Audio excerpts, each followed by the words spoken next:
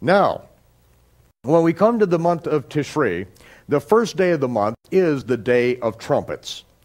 And that begins the Sabbath month of the feast. But really, the preparation for this begins much before then. Because we know once the first comes, then we know 10 days later is the Day of Atonement. And then the day after the Day of Atonement, if you're living up in the north area, you must leave right then in order to get up to Jerusalem by the 14th so that you can build a sukkah, a tabernacle, a manger in which you are to live for 7 days. After 6 days, Jesus took Peter, James, and John up into a high mountain apart and was transfigured before them. That's what it says in Matthew. Mark says, after 6 days, Jesus took with him Peter, James, and John and led them up into a high mountain apart by themselves, and he was transfigured before them. Basically the same thing. Luke, okay, so here it is. This is when it took place, and after 6 days, here it is, the 9th day. 1, 2, 3, 4, 5, 6.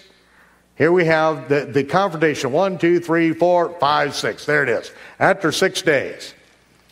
And then Luke says, about 8 days after these sayings, he took Peter, James, and John, went up to a mountain to pray, and as he prayed, the fashion of his countenance was altered, and his raiment became white and glistering. It's the same situation, is it not? But yet it says, about 8 days after these sayings, he took Peter, James, and John, and went up to a mountain and prayed. Well, which is it? Is it 6 days after, or is it about 8 days after? Well, Matthew and Mark use the Greek term after, meta 6 days. After 6 days is the 7th day. However, Luke, and what is the 7th day? It is Yom Kippur, the 10th day of the month. However, Luke says about 8 days after. About is Hosea having not yet reached 8 days, which is the 7th day. So there you have it. By using two different Greek mathematical constructions, both pinpoint the 7th day after these sayings, and it is the Day of Atonement, Yom Kippur. And this is the inauguration of Yeshua as the Kohen Gadol, the high priest of the order of the Melchizedek.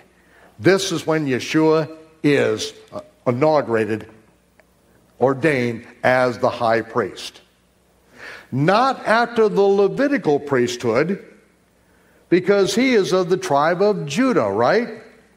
He is made the high priest forever after an order of priesthood which supersedes and preceded the Levitical priesthood. The order of the King of Righteousness, the Melchizedek, that is the high priest order that Yeshua is ordained the high priest forever. And that is the order that he ordains his followers in as well. You do not have to be a Levitical priesthood to be a priest of Yeshua, for he has made us priests and kings. Revelation chapter 1. And this is the day that he is transfigured. This is when it happens. Now, watch what happens at this moment.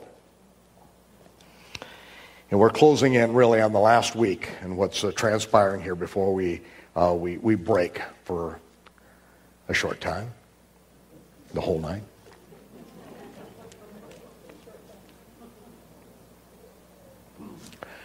When Peter and James and John see this, and they see Moses and Elijah, then they said to Yeshua, it's good for us to be here. You know, they want to kill you at Jerusalem. It's good for us to be here. Let's build 3 tabernacles, 3 sukkahs here. One for you, one for Elijah, and one for Moses. We'll build them. Let's stay here.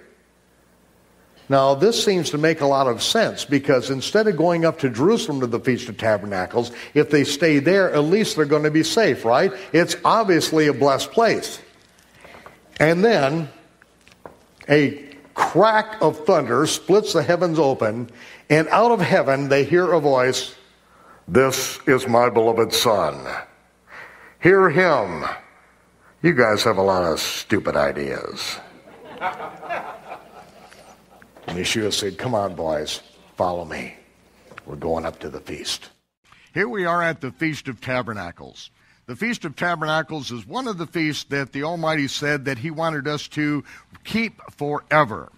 It was Shaul, the Apostle Paul, that said that the feasts of the Lord are shadow pictures of good things to come. They are literally prophetic shadow pictures whereby the Almighty has told the end of time from the very beginning. And the Feast of Tabernacles, why we were told to keep this forever, is because we have several intermediate fulfillments of the Feast of Tabernacles.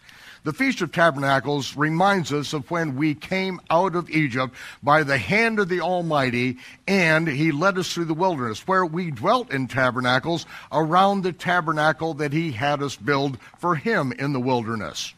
It also reminds us of the time that the Word was made flesh and tabernacled among us, as Yeshua was born on the first day of the Feast of Tabernacles. But yet the Feast of Tabernacles is now fulfilled. We go into the future and we find that when the Messiah reigns here upon the earth as the flesh and blood King of Israel, that the nations of the world will come up to Jerusalem for the Feast of Tabernacles and worship the King, Yahovah Tzevaot, and if they don't, it won't rain on them the entire year. But yet the Feast of Tabernacles is not fulfilled, because at the end of the 1,000 years, there is going to be a great judgment. And at the end of that, there will be a new heaven and new earth. And now it says that God and the Lamb tabernacle with his children forever and ever and ever. It is a forever fulfillment of the Feast of Tabernacles. But until then, it is a constant rehearsal and a reminder that the Almighty is still in our presence and we are in his presence, and we are in effect tabernacling with him right now, and he is making his tabernacle where two or more are gathered in the name of Yahovah. There he is in the midst of us. Yeshua is in the midst of us.